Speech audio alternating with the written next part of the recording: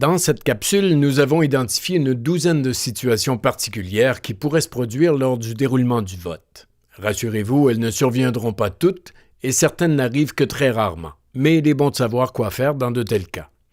Advenant qu'une situation particulière survienne et que vous n'êtes pas certain de la marche à suivre, sachez que vous pouvez en tout temps vous référer à votre responsable de salle. Allons-y avec une première. L'électeur qui a accidentellement marqué ou détérioré son ou ses bulletins de vote après son passage dans l'isoloir.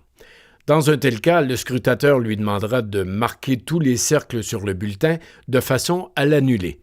Le scrutateur doit mettre des gants de protection, inscrire le mot nul à l'endos du bulletin de vote et le placer dans l'enveloppe SMR 50 prévue à cet effet. Par la suite, il pourra remettre un nouveau bulletin de vote à l'électeur. Deuxième situation, l'électeur revient de l'isoloir avec un bulletin non initialé par le scrutateur. Dans un tel cas, le scrutateur met ses gants de protection, inscrit le mot nul sur le bulletin de vote et n'en remet pas un nouveau à l'électeur. Le secrétaire doit alors en faire mention dans le registre du scrutin. Toutefois, si le scrutateur admet qu'il a oublié d'apposer ses initiales, il pourra les ajouter et permettre à l'électeur qu'il dépose son bulletin dans l'urne. Troisième situation, un électeur indique qu'il est incapable de marquer son bulletin lui-même dans l'isoloir. Le scrutateur lui explique qu'il peut être assisté d'un parent ou d'une personne autre qui devra cependant prêter serment. Le scrutateur se servira alors du formulaire des serments nécessaires au déroulement du vote et le secrétaire indiquera dans le registre le nom de la personne qui a porté assistance. Quatrième situation. Il peut arriver que le nom de l'électeur soit légèrement différent de celui qui est inscrit sur la liste électorale. Dans ce cas, on peut tout de même admettre l'électeur à voter à condition qu'il prête serment pour attester qu'il est bien celui mentionné sur la liste électorale. Le secrétaire devra en faire mention au registre du scrutin. Cinquième situation.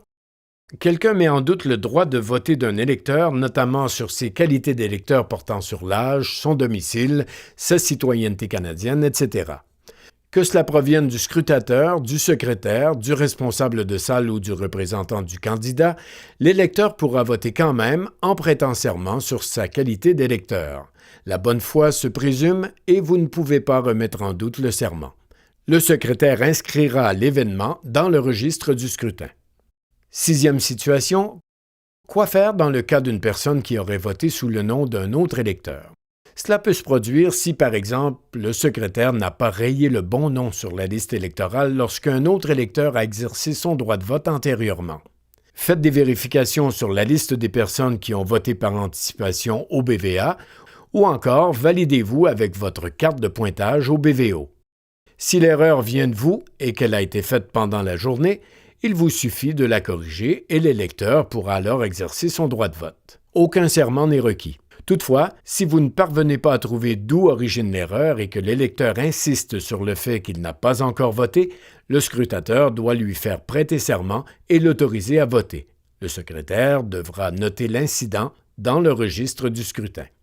Septième situation, un électeur se présente, mais son nom n'apparaît pas sur la liste électorale.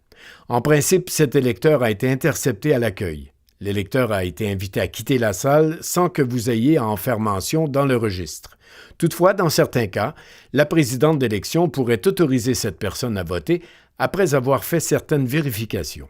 Le mieux à faire est de consulter le responsable de salle qui entrera en communication avec la présidente d'élection pour clarifier la situation.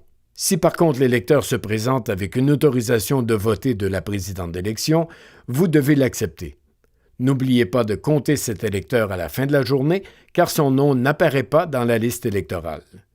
Vous pourriez faire une annotation sur la liste pour ne pas l'oublier. Huitième situation. Malgré toute votre bonne volonté, l'électeur devant vous refuse de faire une déclaration sous serment. Que faire? Le scrutateur ne lui remet pas de bulletin de vote, tout simplement, et ce, même s'il revient sur sa position plus tard. Neuvième situation. Une personne se présente devant vous avec une déficience visuelle. Le scrutateur lui offre la possibilité de voter en se servant d'un gabarit. Il lui indique alors l'ordre dans lequel le nom des candidats figure sur le ou les bulletins de vote pour chaque poste et, au besoin, il pourra se rendre avec cet électeur dans l'isoloir pour l'aider à exercer son droit de vote. Le scrutateur doit alors prêter serment et le secrétaire doit en faire mention au registre du scrutin. L'électeur peut aussi se faire accompagner d'un membre de sa famille ou d'une personne n'ayant pas déjà porté assistance. La personne qui porte assistance doit elle aussi prêter serment et le secrétaire en fait aussi mention au registre du scrutin. 10e situation. Dans le cas d'une personne ayant une déficience auditive ou verbale, le scrutateur lui permettra d'être accompagné d'une personne capable d'interpréter le langage des signes qui devra également prêter serment. Cette situation sera inscrite dans le registre du scrutin par le secrétaire. 11e situation.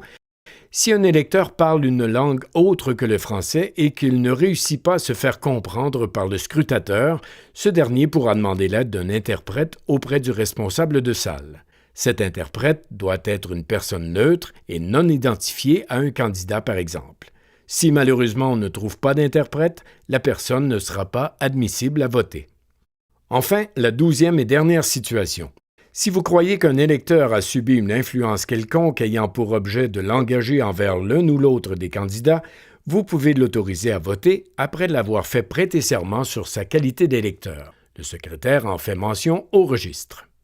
Pour conclure cette capsule, sachez que s'il se produit un cas de désordre au bureau de vote, le scrutateur doit en aviser immédiatement le responsable de salle et si les circonstances l'exigent, ce dernier communiquera avec la présidente d'élection pour prendre les mesures nécessaires pour que le trouble cesse.